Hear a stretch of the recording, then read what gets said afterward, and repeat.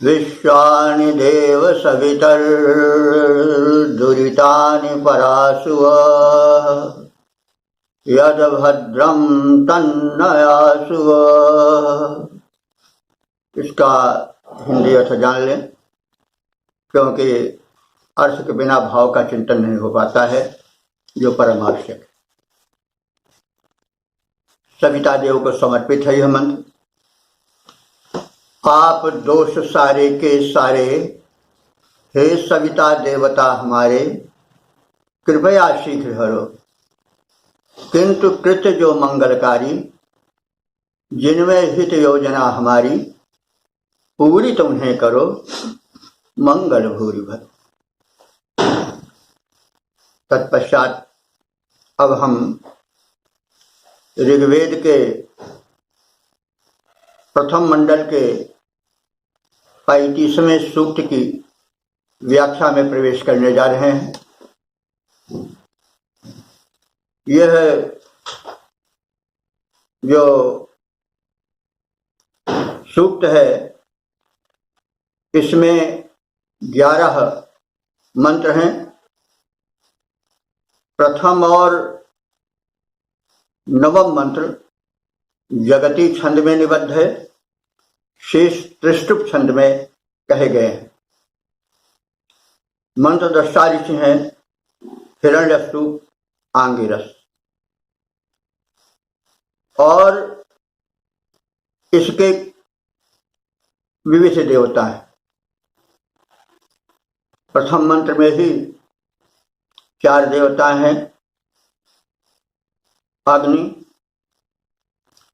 और मित्रा वरुण, रात्रि और सविता।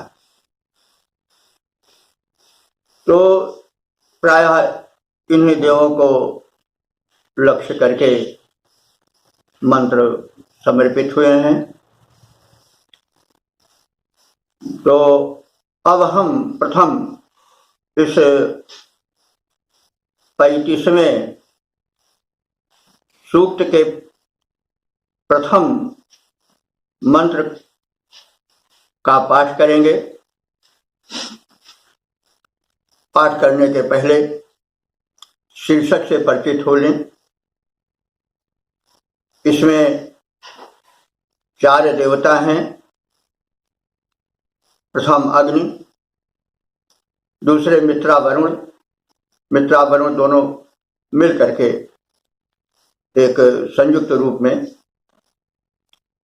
कहे गए हैं। तीसरी रात्रि हैं और चौथे सविता हैं। इन सब से कल्याण और संरक्षण की प्रार्थना की गई। हमें संसार की उपलब्धियों से लाभ मिले, हम अकिंचन न रह जाएं, लेकिन उनका संरक्षण भी आवश्यक है। उससे ठग चोर लुटेरे न ले जा पाए। तो अब हम मंत्र का पाठ करेंगे। ओम व्यामग्निं प्रथमं स्वस्तये, त्वयामि मित्रा वरुणा विवाहसे, त्वयामि रात्रिं जगतो निवेशनीं, त्वयामि देवं सवितारमूते।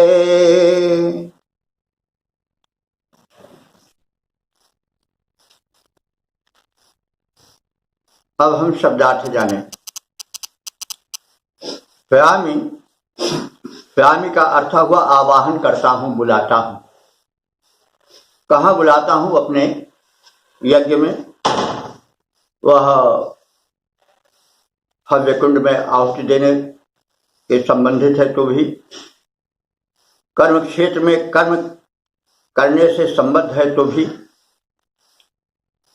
कर्म की सफलता के लिए, विघ्न बाधा को दूर करने के लिए प्रथम हम आवाहन कर रहे हैं। किसका? अग्निदेव का। व्यामी, व्यामी माने वही उपसर्ग जाता आह्वयामी हो जाता है, तो होयामी माने आह्वयामी, बुला रहा हूं प्रार्थना पूर्वक। किसे? प्रथमम अग्निम, प्रथम अग्नि को बुला रहा हूं। अग्नि जो है वो सर्वप्रथम इसलिए बुलाए जाते हैं कि प्रथम जगती में जीवन आने का कारण अग्निदेव ही बने। प्रकाशित देव हैं। प्रथम हम सब जानते हैं कि पृथ्वी भी अग्नि थी, अग्नि ही से सब उत्पन्न हुई। सूर्य भी अग्नि है, हमारे शरीर में भी अग्नि है, जो दीप्ति है, नेत्रों में ज्योति है, यक्षाग्नि है, वो सब अग्नि ही की देन है। तो पूरा जीवन ही अग्नि है। तो अग्नि का अर्थ ही होता है जो अग्रगण्य हो, आगे हो। इसलिए ऋग्वेद के प्रथम मंडल का जो प्रथम सूक्त है उसका प्रारंभ हुआ है अग्नि से ही। ओम अग्निमीळे पुरोहितम, वो पुरोहित हैं। पुरोहित किस लिए हैं? कि हित में आगे रहने वाले।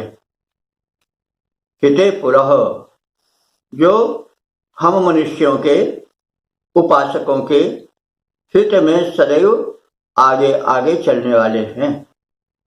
तो अग्नि जो हैं वे अग्रगण्य देव हैं और प्राणियों के हित में सबसे आगे रहते हैं।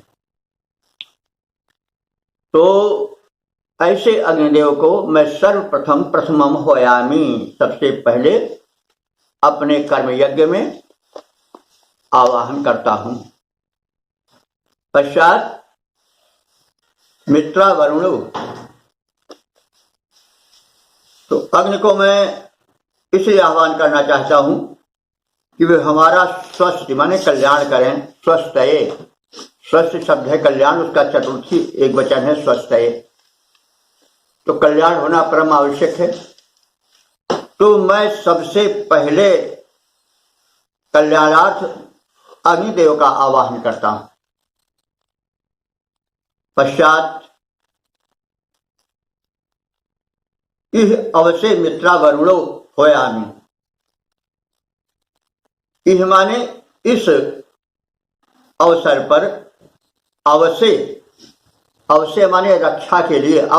अव का अर्थ भी रक्षा होता है, उसका भी चतुर्थी है अवश्य।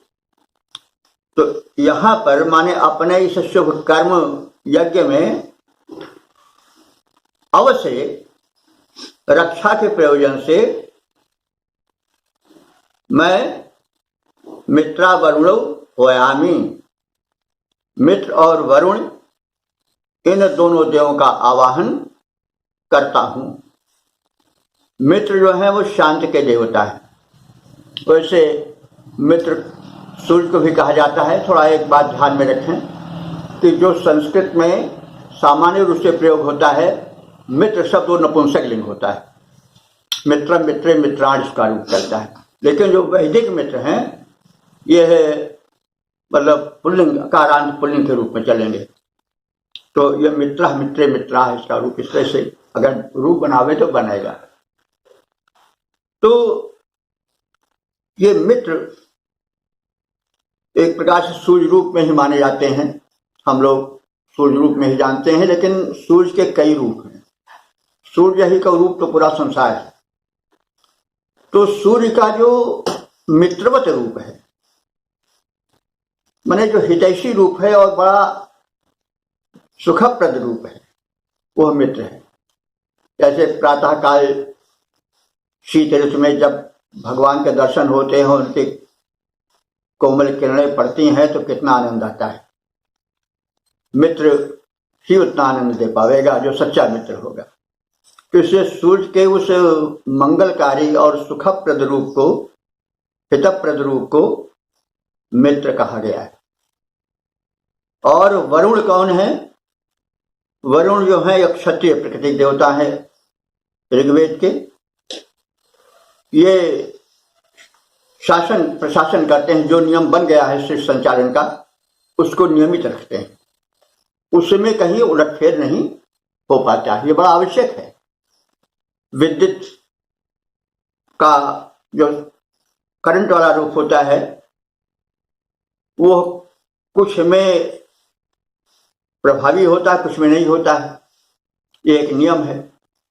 काष्ठ से हम छुएंगे तो विद्युत का संचार नहीं आएगा, और वैसे हम किसी अन्य जो द्रव वाले पदार्थ हैं, जो कुचालक हैं या सुचालक के रूप में माने जाते हैं, तो उस प्राण घातक भी हो सकता है। तो इसलिए इसको हमने यूं कहा कि वरुण वो शक्ति है जो ऋतु, जो संसार में एक सार्वभौम सत्य चल रहा है, बदलता नहीं है, उसका संरक्षण करते हैं। अगर कभी कुछ हो जाए, कभी कुछ हो जाए, तब तो फिर जीवन ही नहीं चल पाएगा। तो वरुण जो है व्यवस्थापक हैं और नियमों कोतवाल की तरह है, नियमों का पालन करवाते हैं और व्यवस्था को छिन्न भिन्न नहीं होने देते हैं। तो इसलिए मित्र और वरुण दोनों साथ रहते हैं। भाई, एक क्षत्रिय प्रकृति है तो एक ब्राह्मण प्रकृति का भी होना चाहिए, ताकि मतलब कहीं उनका रोष ज्यादा न हो जाए भाई। तो इसलिए मित्र वरुण का एक युग्म माना गया है। तो मित्रा वरुण हो गया है, ये वैदिक द्वंद्व है। अगर लौकिक संस्कृत में होता तो मित्र वरुणो होता, लेकिन वैदिक द्वंद्व जो है समास है, उसमें मित्रा वरुणा हो जाता है। जो आत्म मात्रा है वो बीच में आ जाती है। ये नियम है, इसको ध्यान में रखेंगे। तो मित्रा वरुणा यानी मित्र और वरुण दोनों देव हमारे द्वारा आवाहित हैं। किस प्रयोजन के लिए? सुरक्षा के लिए। अवश्य सुरक्षा के लिए इस अपने कर्म क्षेत्र में होयामी माने आह्वयामी, उनको बुलाते हैं, आवाहन करते हैं। पश्चात किसको बुलाते हैं? होयामी रात्रि, रात्रि को, होयामी रात्रिम, रात्रि को बुलाते हैं। रात्रि भी एक देवता है, जो दे वही देवता है। तो रात्रि हमें क्या देती है? विश्राम। अगर रात्रि न हो तो भी काम नहीं चल पाएगा। तमाम ऐसी वस्तुएं हैं, प्राणी हैं जो कि रात्रि में ही विकसित होते हैं, तमाम पौधे। और विश्राम के लिए रात्रि का होना आवश्यक है। और श्रम और विश्राम जुड़े हुए हैं। श्रम ही होता है, विश्राम न हो तो भी काम नहीं चलेगा। तो इसलिए कल्याणकारी रात्रि को भी मैं होयामी या होयामी बुलाता हूं, क्योंकि वो जगतो निवेशनी, जगत माने संसार के, वो जो है वो विश्राम देने वाली है। तो इसलिए मैं जगतः निवेशनीम रात्रिम होयामी, जगत को विश्राम प्रदान करने वाली रात्रि को प्रार्थना पूर्वक यहां पर बुलाता हूं। ऊतये सवितारम देवम होयामी, और ऊतय माने रक्षा के लिए। ऊत शब्द जो है, ऊत जाने रहिए, ऊति, वेद में ऊति शब्द आता है रक्षा में। तो ऊति रक्षा, और उसी का चतुर्थी है ऊतय, रक्षा के प्रयोजन के लिए। तो रक्षा के प्रयोजन के लिए मैं किसे बुलाता हूं? देवम सवितारम, सविता देवता को। सविता देवता कौन है? जो प्रकाश को लेकर आते हैं। तो रात्रि को हम जान चुके हैं, रात्रि जो है वो एक देवी हैं, विश्रामदायिनी हैं। इनको उषा की बहन भी कहा गया है वेद में। तो उषा की पहले आती उनकी बड़ी बहन हुई। सब शक्तियां परस्पर जुड़ी हुई हैं। तो रात्रि तो विश्राम देती है, लेकिन विश्राम के बाद काम भी आवश्यक होता है। विश्राम ही विश्राम हो जाए तब तो कुंभकर्ण हो जाएगा व्यक्ति। तो ऋषि आवाहन कर रहा है। रात्रि के पश्चात सविता देव का सवितारम ऊतये आह्वयामि, मैं रक्षा के प्रयोजन से देव सविता का आवाहन करता हूं। सविता देवता को हम जान लें, ये सूर्य का बिल्कुल उदय होने वाला प्रारंभिक, वही जो क्षितिज से झांकता हुआ गोला रहता है, उसी को समझ सकते हैं। जबकि उषा काल लगभग बीतने वाला होता है, अंधकार चला गया होता है, छुलफुलापन वातावरण में छा जाता है, एक नवीन चेतना आ जाती है। उस वातावरण में कर्म के प्रेरक सविता देवता का आगमन होता है। सविता जो है प्रेरक देवता माने गए हैं, और सविता कर्म क्षेत्र में प्रवेश करने के लिए प्राणियों को प्रेरित करते हैं। जल जंगम सचराचर सभी जागृत हो जाते हैं, पक्षी कलरव करने लग जाते हैं, और सभी प्राणियों में एक स्फुरण, एक चेतना आ जाती है। तो चेतना प्रदायक प्रेरक देवता है, बड़े महत्व के देवता हैं। इनका जो आवाहन है वो लगभग ऋग्वेद में 11 सूक्तों में हुआ है। सविता देवता का बड़ा प्रसिद्ध मंत्र है गायत्री मंत्र, ओम तत्सवितुर्वरेण्यं भर्गो देवस्य धीमहि धियो यो नः प्रचोदयात्। तो सविता देव को ही समर्पित मंत्र है। तो इस प्रकार से सविता देवता जो हैं वो कर्म के प्रेरक और स्वास्थ्यप्रद और नव्य चेतना प्रसारण करने वाले देवता हैं। तो इनको मैं ऊतये रक्षण के लिए बुलाता हूं। इस प्रकार से हम शब्दार्थ जान गए। अब सामान्य रूप से भावार्थ जान गए। एक श्वास में पढ़ा जाने वाला कल्याण की कामना से सर्वप्रथम हम अग्निदेव का आवाहन करते हैं। यहाँ सुरक्षार्थ मित्र और वरुण देव को भी बुलाता हूं। जगत को विश्राम प्रदान करने वाली रात्रि देवी और अंत में सुरक्षा प्रदायक सविता देव को सुरक्षार्थ आवाहित करता हूं। तो इस मंत्र में कल्याण और सुरक्षा की दिव्य शक्तियों से प्रार्थना की गई है। जीवन में कल्याण मंगल रहे, सुरक्षा रहे सर्वतोभावेन, तभी जीवन में सुख रह पावेगा। और सुख ही चरम लक्ष्य है जीवन का। सारे कार्य किस लिए होते हैं? सुख के लिए। तो अब हम इसका छंदोबद्ध प्रारूप देख लें।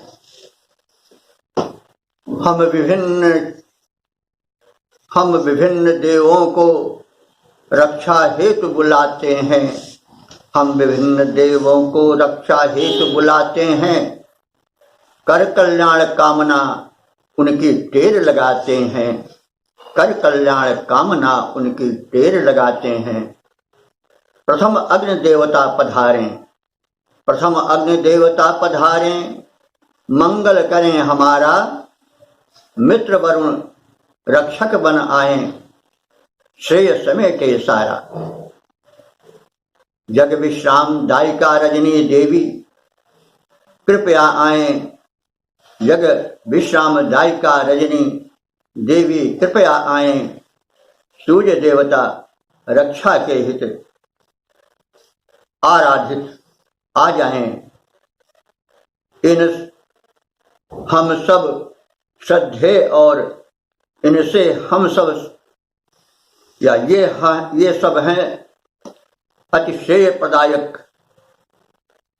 संरक्षण इनसे पाते हैं। हम विभिन्न देवों को रक्षा हेतु बुलाते हैं। कर कल्याण कामना उनकी टेर लगाते हैं। हम विभिन्न देवों को रक्षा हेतु बुलाते हैं। बंधु देखिए, ये जो देव हैं प्रत्यक्ष देव हैं, ये अगर अपने कार्य में न रहने लगे तो संसार का कोई कार्य नहीं चल सकता है, जीवन नहीं चल सकता है। लेकिन अन्य जो, हम किसी की आलोचना नहीं कर रहे हैं, लेकिन अन्य जो देव या उपासना पद्धतियां हैं उनमें हम किसी मूर्ति को या किसी पूजा स्थल को अलग कर दें तो कोई सृष्टि के कार्य में बाधा नहीं पड़ेगी। इसलिए यह मतलब कभी कभी मन में भावना आ जाती है, हमारे आ जाती है, सबके आ जाती हो कि भाई ये सब क्या सूर्य और क्या चांद और सब क्या कर रहे हैं ये। अरे भाई ये तो ऐसे हैं कि अगर ये न रहे, रात न रहे, उषा न रहे तो फिर कार्य ही नहीं कोई हो पाएगा। बल्कि अन्य जो पूजा के लिए कल्पित हैं धर्मों में देवता, उनको तो हम अगर एक जगह से दूसरी जगह हटा दें या वे न रहें तो भी कोई फर्क नहीं पड़ेगा। हैं तो ठीक है, उनके आगे श्रद्धान्वित होते हैं, उसी शक्ति को हम याद करते हैं। ये तो एक बदल जाते हैं, कहीं हम मंदिर गए, कहीं मस्जिद गए, कहीं शिव की उपासना की, कहीं विष्णु की एक, कहीं राम की, कहीं, ये तो मतलब एक साधन है, उसके द्वारा हम याद कर लेते हैं उस सृष्टा को जिसने दुनिया बनाया है, चलाया है। लेकिन ये जो वैदिक देवता हैं, ये मेरे विचार से बड़े प्रत्यक्ष और बड़े समर्थ देवता हैं, इसलिए इनकी स्थापना, पुनर्स्थापना परम आवश्यक है। तो इति ओम हरि ओम हरि ओम। वेद प्रेमियों, सुधी श्रोताओं, संप्रति हम सब ऋग्वेद के प्रथम मंडल के 35वें सूक्त के दूसरे मंत्र की व्याख्या में प्रवेश करने जा रहे हैं। यह मंत्र त्रिष्टुप छंद में निबद्ध है। इसमें 44 वर्ण होते हैं और यह छंद जो है वो हिरण्यस्तूप आंगिरस ऋषि द्वारा देखा गया है और इस मंत्र के देवता हैं सविता। सविता को हम जान चुके हैं, ये प्रेरक देवता हैं। प्रातः काल जो सूर्य का सर्वप्रथम अनुभावन होता है, प्रतीति होती है, वो सविता ही की होती है, जो कि सूर्य का प्रारंभिक रूप है। तो सविता देवता के साथ कर्म का प्रारंभ होता है। तो इस मंत्र के देवता सविता का किस प्रकार से आगमन होता है, यह बात इस मंत्र में कही गई है। हम शीर्षक रूप में इसे यूं जान सकते हैं कि सविता का स्वर्णिम आगमन। तो अब हम मंत्र पाठ कर लें। कृष्णेन रजसा वर्तमानो निवेशयन्नमृतं मर्त्यं च हिरण्येन सविता रथेन देवायाति भुवनानि पश्यन्। शब्दार्थ जाने। कृष्णेन रजसा। कृष्णेन रजसा माने अंधकार से व्याप्त अंतरिक्ष द्वारा या अंतरिक्ष के माध्यम से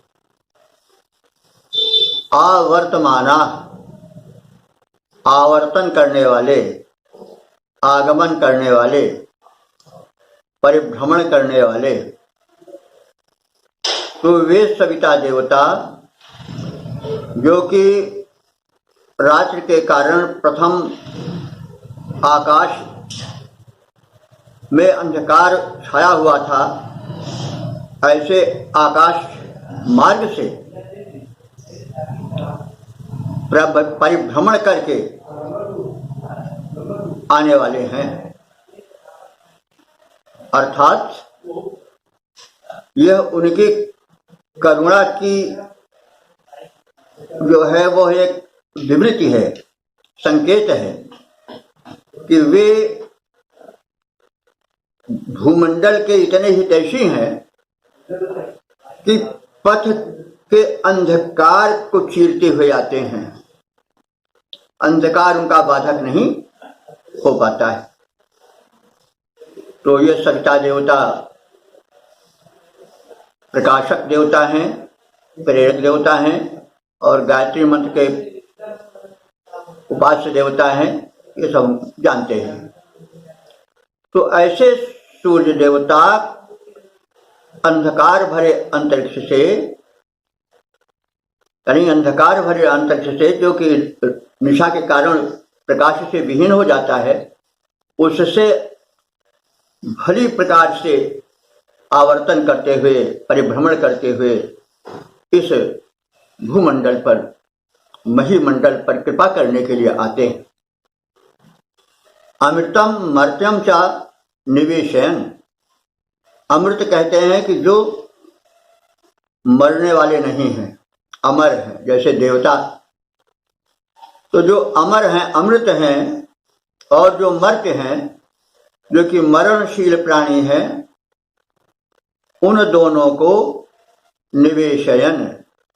निवेशयन माने कार्य में प्रवृत्त करने वाले हैं। निवेश माने होता है लगाना, जैसे आज बड़ा प्रचलित शब्द है कि पूंजी निवेश, यानी किसी योजना में जो है वो पूंजी लगा देना निवेश कहा जाता, मतलब प्रचलित शब्द है, निवेश कह दिया जाता है। तो वैसे जो सूर्य देव हैं, यानी जो सविता के रूप में जिनका प्रथम रूप संसार देखता है, वे सचराचर प्राणियों को, जो अमर्त्य हैं, न मरने वाले हैं, और जो मर्त्य हैं, मरणशील हैं, उन सभी प्राणियों को निवेशयन, कर्म में संलग्न करने वाले हैं। और कैसे हैं वे? पश्यन, समस्त संसार को, सचराचर जगत को देखते हुए रहते हैं। तो वे कर्म के प्रेरक सविता देवता भुवनानि पश्यन। भुवनानि माने सभी लोकों को, सभी स्थानों को, पश्यन देखते हुए। तो हिरण्येन रथेन याति। हिरण्य कहते हैं सोना को, और हिरण्येन माने सोना द्वारा निर्मित, यानी स्वर्णिम। ऐसे सविता देवता जिनका ऊपर वर्णन किया गया है, वे हिरण्येन रथेन, सुवर्ण निर्मित यानी सुनहले रथ के द्वारा, आयाति माने आते हैं अंतरिक्ष में प्रथम भूमंडल को सुख देने के लिए। तो इसका अर्थ यह हुआ कि सूर्य देवता लोकोपकारी हैं, वो अंधकार को चीरते हुए, उसकी परवाह न करते हुए लोक कल्याण के लिए अंधकार से भरे हुए अंतरिक्ष पथ से भी धरती के कल्याणार्थ आ जाते हैं और आकर के सोते हुए संसार को जगाते हैं। और जो अमर हैं, जो मरणशील प्राणी हैं, उन दोनों को वे कर्म में संलग्न करते हैं। इस प्रकार के कल्याणकारी प्रेरक देवता सविता, वे संपूर्ण संसारों को, संपूर्ण स्थानों को देखते हुए, समस्त लोगों पर दृष्टिपात करते हुए वे इस भूमंडल पर स्वर्णिम रथ से आगमन करते हैं। स्वर्णिम रथ जो सूर्य का प्रथम उदित होने वाला रूप होता है, वो सुनहरा रहता है। तो आगमन तो किसी सवारी से होता है ना, तो सूर्य का रथ जिससे वे आते हैं वो स्वर्णिम है, सोने का बना हुआ है, क्योंकि सुनहरा वातावरण रहता है उस समय। तो ये इनकी समृद्धि का द्योतक है। और जो समृद्ध होगा वही तो दे पावेगा, जो स्वयं दरिद्र होगा वो क्या देगा। तो स्वर्णिम रथ कहने के तात्पर्य हुआ कि उनके चलने का साधन, वाहन भी सोने का बना हुआ है, तो वे सोना देंगे। और अंत में सोना है क्या भी? सोना सूर्य ही से तो निकलता है। धरती में एक विशिष्ट सूर्य के द्वारा जो ताप पैदा होता है, उससे जो एक रासायनिक परिवर्तन होता है, वही सोना बन जाता है। वही सूर्य की सुनहरी किरणें ही अंत में जाकर के सोना बन जाती हैं, भिन्न भिन्न संयोगों को पाकर के। तो सूर्य देवता का समृद्ध रूप सविता देवता है, वह बड़ा ही कल्याणप्रद है, लोक को प्रेरणा देने वाला है। उनकी उपासना परम आवश्यक है, इसीलिए प्रातःकाल बड़ा ही उत्तम माना जाता है। पहले सविता देवता की उपासना की जाती है। सविता देवता को ही उपलक्षित करके गायत्री मंत्र कहा गया है, जिसका उच्चारण परम कल्याणकर है। आदि आदि बातें हम अपने आप समझें और सविता देवता के महत्व को, उनके प्रारंभिक आगमन के रूप का हम स्वागत करें। उस समय जग अवश्य जाएं, निद्रा में न पड़े रहें। नहीं तो कोई सोना बांटने आ रहा है और हम जो है वो पड़े पड़े सोते ही रह जाएं, तो फिर जो जागेगा वो पागेगा, जो सोएगा वो खोएगा। इस प्रकार से ऋषि अनेक संदेश देता हुआ इस मंत्र को लिखने वाला है। हम इसके संक्षिप्त आशय को समझ गए। अब एक बार फिर देख लें इसके अर्थ को सपाट रूप में। अंधकारपूर्ण अंतरिक्ष के का परिभ्रमण करते हुए और इस स्थिति में सूर्य देवता मानवों को अपने अपने कार्यों में संलग्न करते हुए, समग्र लोगों को देखते हुए, समस्त प्राणियों को कर्म में संलग्न करते हुए अपने स्वर्ण मंडित रथ से इस भूमंडल पर प्रकाशन हेतु आते हैं। तो जरा वर्णन कुछ काव्यमय हो गया है, जो कि हृदय को अच्छा लगता है। इसका छंदोबद्ध रूप भी प्रस्तुत किया जा रहा है।